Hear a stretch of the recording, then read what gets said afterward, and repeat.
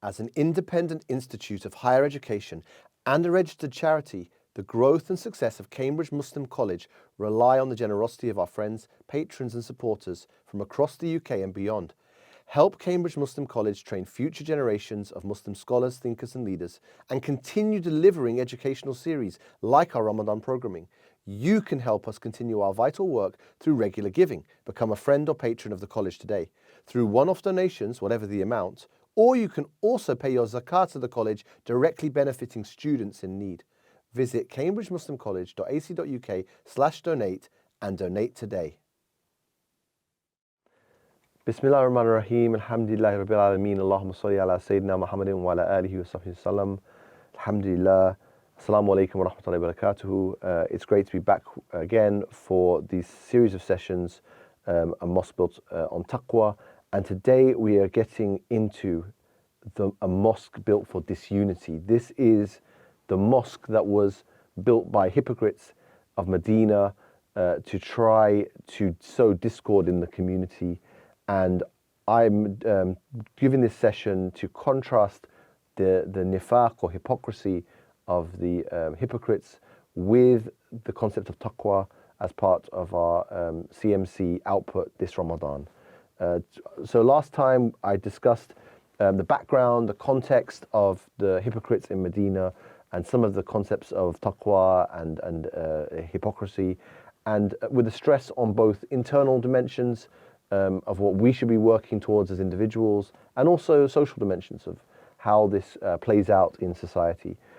Today we are going to come on to our first verse of the Qur'an, which is in Surah Tawbah 107, and discuss that with just a little focus on the plots of the hypocrites and how that is warned against by Allah Most High in the Qur'an. The key takeaway is that we need to be aware, and not to cause any kind of panic, but outward religious structures, outward religious institutions can hide insincerity. And this is something that we need to be aware of and guard ourselves against in our lives. So we are going to be moving to the year 9 after Hijrah, in which hypocrites tried to build a rival mosque to actually the Mosque of Quba, it seems. So that's kind of within Medina, not in the very center of Medina, on the sort of outskirts of Medina. And the Qur'an's condemnation of this rival mosque is really significant and also should play into our theme. So this is all about the time of the expedition of Tabuk. And Tabuk was an expedition, it was the Prophet ﷺ's final expedition that he took part in. And there was rumors of a threat from the Byzantines, and the Prophet ﷺ brought a group together, an army, and went on a reconnaissance and went on up a challenging campaign to the north, very hard terrain, a long way to go, and a lot of difficulty in that. And everyone knew that it was going to be hard. And the hypocrites actually became known at this time for making excuses for not wanting to come on this campaign. Why are they going to risk life and limb against a potentially tough battle against the Romans, the Byzantines, right? They were made excuses. They said that they had duties with their orchards. They had a worry about illness. They had bad health, or were unable to deal with the heat or whatever other reasons. And so a lot of the focus in Surah Tawbah is actually dealing with the ideas of these kind of false excuses and these lack of serious sincerity for the religion, and not contributing to the efforts. And so also at the same time, when the Prophet ﷺ was away, that gave an opportunity for scheming amongst these hypocrites who had been, maintained, still a dangerous group throughout the Prophet ﷺ's time in Medina. And then this leads to a group proposing a new prayer space, which they want to make, this mosque, this new mosque that is going to be there, and they sort of want to inaugurate this in the community and bring the people in. What they actually are looking to do is not to help people, not to give new space, but actually to make a place for division, maybe link up with external enemies, like people that were against the community, external enemies, or to basically have a place to develop their own activities. And so they went to the Prophet ﷺ, and they asked him, they said, we've built a mosque for the sick and those in need and for rainy nights. We would love for you to come and pray in it for us. And the Prophet ﷺ said, I am currently preparing for a journey and I am preoccupied, but if God wills, I will pray in it when I return. So he told them that he was, that he wasn't able to deal with it then. And at this point, he doesn't know the full circumstances. It hasn't been revealed to him. And there's another figure that's really important in this. He's called Abu Amir al-Rahib, and I'll come back to him. But he seems to be the kind of key instigating figure of this mosque. And he is trying to undermine the community of the believers. And so then we get to the kind of key verse for our discussion, which is verse 9, 107 in translation. Then there are those who built a mosque in an attempt to cause harm, disbelief, and disunity among the believers, as an outpost for those who fought God and his messenger before.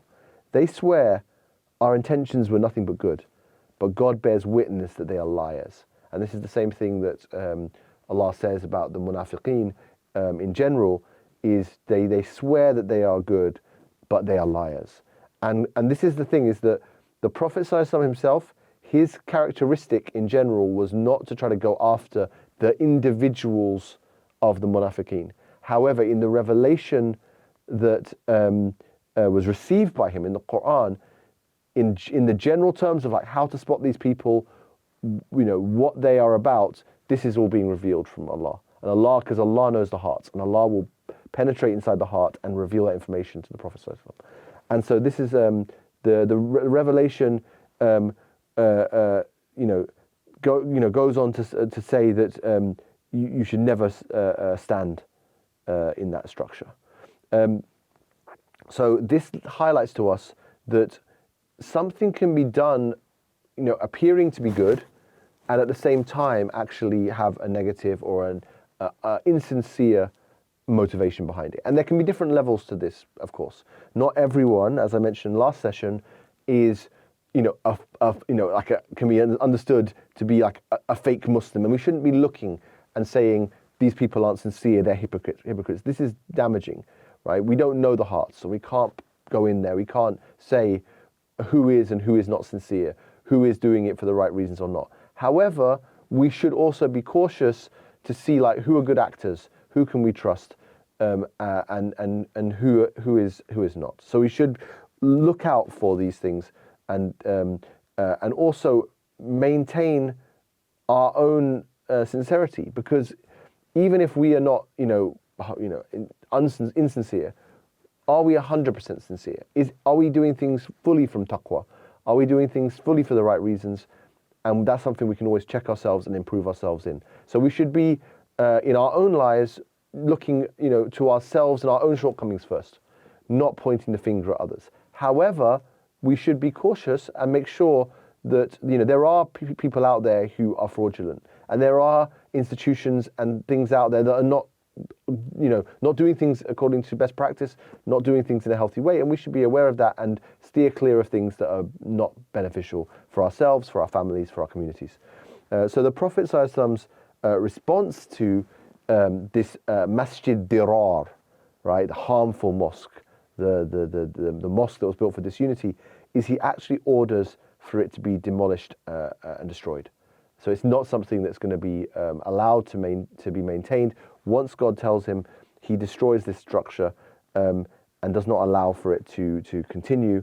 And what we can say as well, talking about the activities that were part of this, I wanted to mention some of the context of this, because I think it's really interesting. And so drawing from the tafsir of Ibn Ashur, which is a very nice tafsir text, I looked up some of the information about the verse, and I think what was really interesting to me is there's again, we go back to our tribal groups, and we see here these members, they were members of the Banu Auf, one of the main groups, one of the important groups of the Arabs of the time. And the actual people that were involved in building this mosque, it seems like, according to the sources here, there were only about 12 of them. So it's a small group, like a small plot. And things in those days often were a small number because it wasn't a huge community. But it's interesting that it was a relatively small activity. And it seems like this figure, Abu Amir al-Rahib, the monk, was part of this. He was from the tribe of Banu Ghunm ibn Auf, and he had actually had been a Christian during the pre-Islamic era, and then he became amongst the nominal converts to Islam, but he was one of the hypocrites. And he later actually was involved in mobilizing the Ahzab, these groups that came together to lay siege to Medina during the battle of the Trench of Khandaq. And when that was defeated, he had actually stayed in Mecca. Then later on, Mecca was conquered by the Prophet ﷺ and the Muslim community, and then he fled to Ta'if, which is sort of close to Mecca relatively. And then after that group, the Thaqif of Ta'if accepted Islam, he then went to Syria and actually spoke to the Byzantine Empire called Caesar. So he's there like all along in the sort of involved in the sort of hypocrisy in Medina, but from afar. He's like kind of his external instigator, and he's actually writes to the hypocrites, and he actually tells them apparently to build this mosque. And then he claims to be returning with an army of the Byzantines to expel the Muslims from Medina. So this is the sort of background to this mosque. It's a case of people within the community being potentially manipulated from abroad. It's a case of someone who was never sincere to the religion and had actually been left the community, kind of still trying to sow discord and cause a lot of damage to the Muslims. And so I felt that these kind of extra contextual aspects were quite interesting, and also help us to kind of see what's at stake and what happens. So the Prophet ﷺ, alhamdulillah, did not pray there, and he actually learnt about the tactics from Allah. And we're going to come on to further aspects of the remaining verses. I wanted to also say, in the context of Surah Tawbah, which is where this verse is placed, there's quite an interesting development there where before this verse, 107, you actually have the case of these three individuals who didn't go out on the battle, and for a longest time they were kind of sort of ignored and kind of given the cold shoulder by the community, and then and they were actually begging for forgiveness. They wanted to make Tawbah, and this is why the surah is called Tawbah, is related to this incident. And then eventually Allah accepts their Tawbah.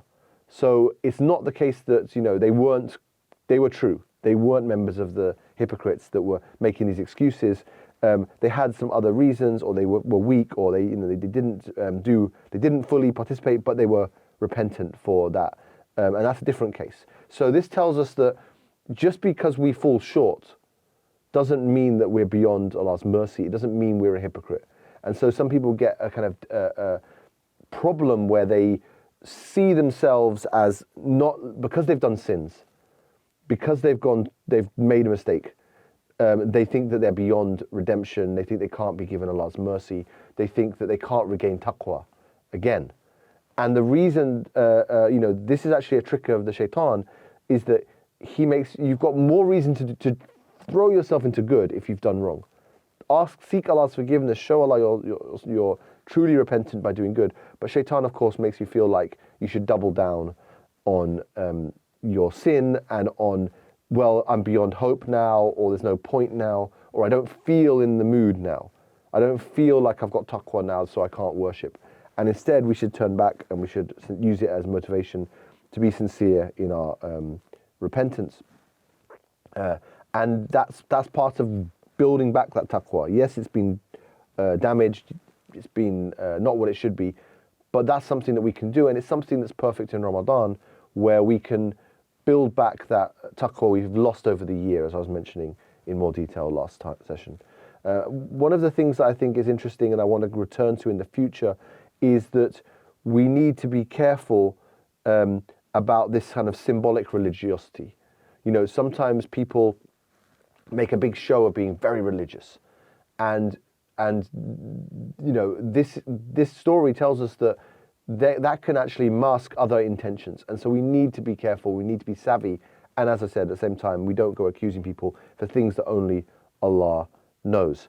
We need, in essence, to work on ourselves, rectify our hearts, and then use that good intentions, those good intentions and that sincerity as the basis to build our own works, our own good deeds, but also things in the society. And that's something that we should be doing in Ramadan. We should be trying to give to help sincere efforts, making our own efforts, giving in charity and helping people in need. And so all of this is something we need to work on, that our own weaker and bad self will fall short in, but we need to try to do this through taqwa. Nothing that's just out there in the dunya, out there in the physical world that we can see, none of that is a replacement to the genuine piety of our hearts.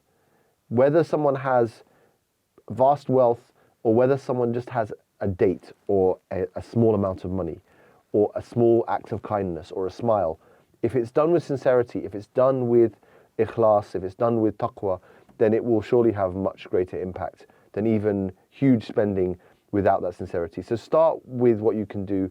We should start with sincerity, and then if we can do more, great. If we can give lots, great. If we can help in every way, we should. But we need to have the right internal dimension to that, or it's with no good.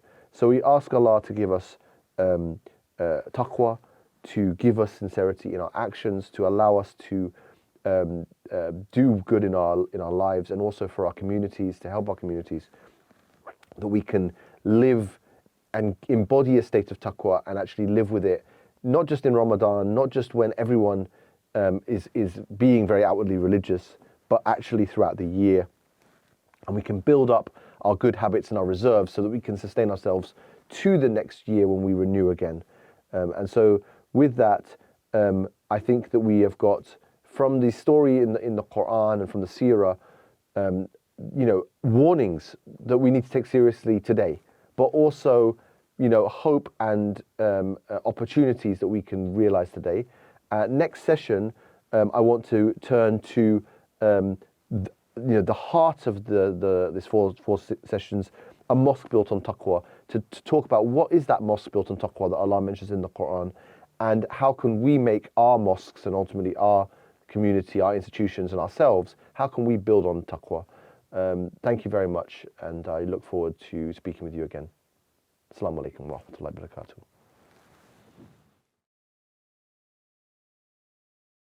Ramadan provides us with an invaluable opportunity to increase our piety, our God consciousness. It is also an opportune time to give generously in charity. As an independent institution of higher education and a registered charity, our work relies on the generosity of individuals like you. During this blessed month, we ask you to support Cambridge Muslim College. You can do so through regular giving, by becoming a friend or patron, or one-off donations, whatever the amount. This Ramadan, our goal is to make 10,000 new friends. Head to the donate page on our website, become a friend for as little as £5 a month, and help us continue delivering educational programs like this for the wider community, training the next generation of Muslim scholars, thinkers, and leaders.